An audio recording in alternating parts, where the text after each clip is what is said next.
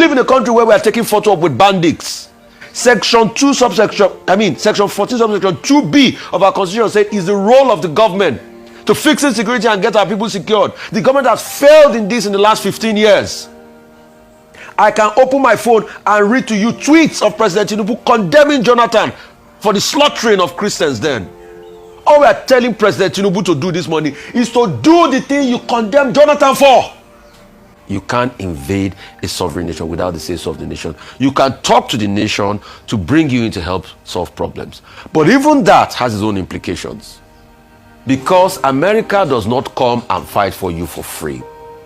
This morning on my Twitter page, I put the cost that Kuwait had to pay America for the Gulf War between 1990 and 1991. As of 1990 and 1991, Kuwait paid the American government $16 billion. If you adjust that money for inflation today, it's about $40.1 billion. Everything will come with a cost. Yes, we've also talked about rare earth metals, rare earth minerals that is also here, America's own business and political interest and all of that. But secondly, the point I want to make this morning is this. Because we are a sovereign nation does not mean we shouldn't stop the killings of people. Isn't it a shame, collective shame, that it took Donald Trump to be able to rile us up for us to be able to have this conversation again? All the killings, irrespective of religion, irrespective of tribe, should people be killed the way they are being killed in this country? And people are not calling a spade a spade. I saw the likes of Sheik Gumi talk this morning when he was saying, America has no right to threaten us, we should call their blood. What? The same Sheik Gumi that talks in support of the criminals that says because they've not been given a better lease of life, that's why they perpetrate these crimes? We live in a country where we are taking photo up with bandits. Section 14, subsection 2B of our constitution said it's the role of the government to fix insecurity and get our people secured. The government has failed in this in the last 15 years. I can open my phone and read to you tweets of President Tinubu condemning Jonathan for the slaughtering of Christians then. All we are telling President Tinubu to do this morning is to do the thing you condemn Jonathan for. Enough is enough. Like I said on the table the other day, it's because people close to us have not been killed. If it happens to you, you will speak in a harsher tone than I'm speaking this morning. Right. And I'm very sad for us in this country. And the data boys are playing all sorts of politics with it. The banger boys and data boys. Yes, Nigeria should engage. I'm happy that from the president side they're going to engage. But apart from engagement, is it too much to ask for that we should stop this killing once and for all? All right. Okay. If America brings drones here, brings, all kinds of things in any part of Nigeria, Nigeria will never be the same. Because no country can survive a religious war. We have seen that in other parts of the world, whether it's Afghanistan or, it's in Lebanon.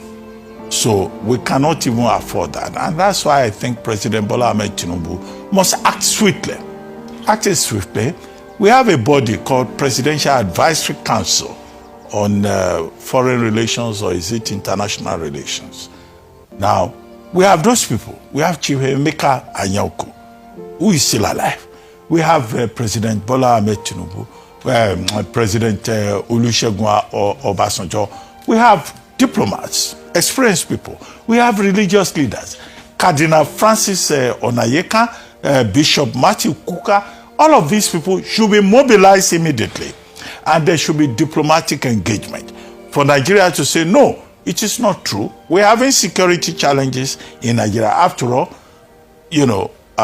there's religious attacks, yes, by Boko Haram, what Trump calls the Islamist state. Yeah, Professor Zulum can confirm that. If America invades Nigeria, it's not just only Nigerians that will suffer. The whole of West Africa will be destabilized. Okay, let's go a bit further. Now, Trump is fighting South Africa, trying to divide the country. Trump is now also fighting Nigeria on details that he doesn't understand. And I've seen some of them, Congressman Moore, Congressman Cole, Senator Ted Cruz, all these parachute politicians. In fact, the thing is so embarrassing that even Nicki Minaj put her mouth in the matter, saying, there's no religious freedom in Nigeria. Can Nicki Minaj just concentrate on anaconda, obligations and not talk about Nigeria? So all kinds of characters are talking. Now, part of the problem we have here is that even Nigerians, there are fifth columnists among us. If you go and check, one former governor said, Tinubu will not get second term. Is this about regime change? Is this an attempt to demonize the Tinubu administration? To stop, or to influence the process of 2027? That's a question right there. And the fifth columnists who are behind this, need to be cautioned. Freedom of expression, all the rights under Chapter 4, they have limits. And this is the time for Nigerians to be responsible and to know that the sovereignty of their country is important. People who have been gifted with all kinds of characters are talking. If you go and check, one former governor said, Tinubu will not get second term. Is this about regime change? Is this an attempt to demonize the Tinubu administration? To stop, or to influence the process of 2027? That's a question right there. And the fifth columnists who are behind this, need to be cautioned. Freedom of expression, all the rights under Chapter 4, they have limits. And this is the time for Nigerians to be responsible and to know that the sovereignty of their country is important. People who have been gifted with a microphone, whether they are politicians or public affairs commentators, should be responsible in what they say, putting Nigeria first. All of us are in distress, whether we are Christians or animists or Muslims, and that's the point that I've seen Omoyele Sowore making. That look, what we need is good governance. If this country is properly governed, if this country is at peace, Rufai just quoted section 14 sub 2b of the Nigerian Constitution. Security and welfare of the people. It is a reminder, finally, that the Tinubu administration needs to do more to secure this environment, to make it peaceful. But I don't subscribe to the argument that America is coming for our oil. America, they are not. They are even supplying crude oil to Dangote refinery. They are not even buying our gas from Nigeria LNG. They are getting their gas from elsewhere. But there is a complexity. There are contradictions that we need to address. So some people say, they are coming for our resources, as they did in Libya, Syria, and other parts of the world. No. We should not demarcate our country, but we should support government. And President Tinubu should seek help. There are people in this country, I don't even know whether the Presidential Council on International Relations has been constituted. If it has not been constituted, now is the time. We have people who have experience. We need adults in the room, not the small people around who think that they know everything. We need adults in the room. You should call for help from Obasanjo, from Anyanku, from T.Y. Danjuma, from Babangida, from all the people. This is the mess that APC has created, and they should correct it by acting swiftly. Yes. Action is what Nigerians are calling for. Like I said earlier, there have been a number of responses, reactions following the designation of Nigeria as a country of particular concern, and then further on, the diplomatic conversation or undiplomatic conversations have happened between countries of both, presidents of both countries. Now let's start looking at solutions. But I think first of all, in terms of solutions, it's a good time and a good thing to call for Nigerians to be united and not, speak against. But this is why consistently before this has happened, we have talked about the fragile relationship along ethnic and religious lines that this administration must fix.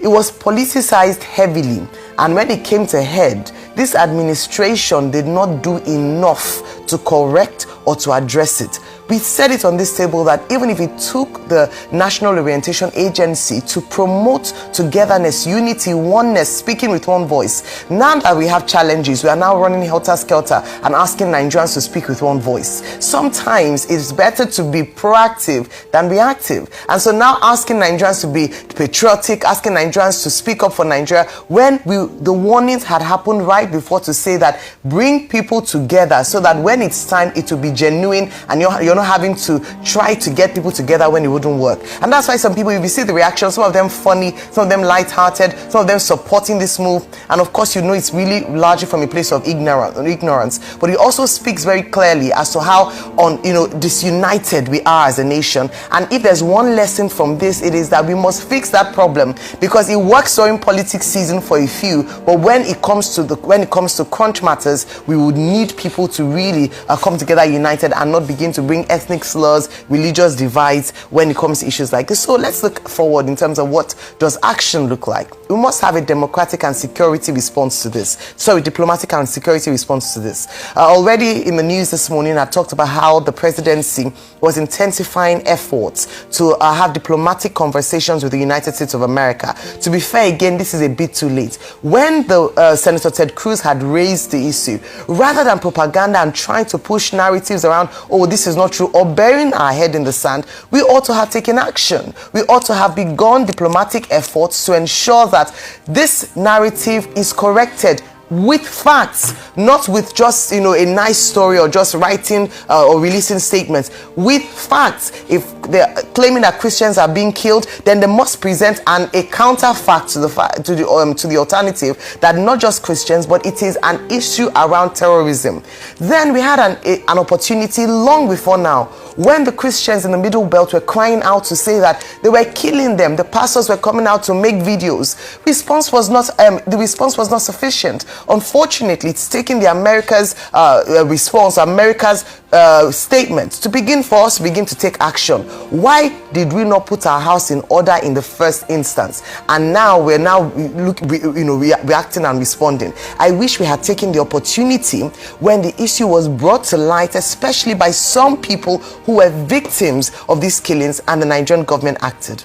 Now, following that, beyond the diplomatic, we've heard that the news around a meeting confirmed is not true. I think it's important to say that, but the Nigerian government is working very hard to ensure that they open that channel of communication with the United States and ensure that a diplomatic conversation is had. Beyond that, I think it's also time we spoke about representatives diplomatically across countries in the world. We still do not have ambassadors in the United States, ambassadors in other countries of the world as we speak. The president will now have to take serious attention or pay serious attention to for Nigeria's foreign policy. Nigeria's depicts the issue. Nigerians are dying, and it is quite shameful that the outside world has to tell us our own problems when it has been glaring all along. Thousands of Nigerians are being killed. Every other day we keep reporting stories of people being killed, whether in the mosque or in the church or in areas, and yet nothing concrete has been done about this. Hopefully this will be a wake-up call for Nigeria.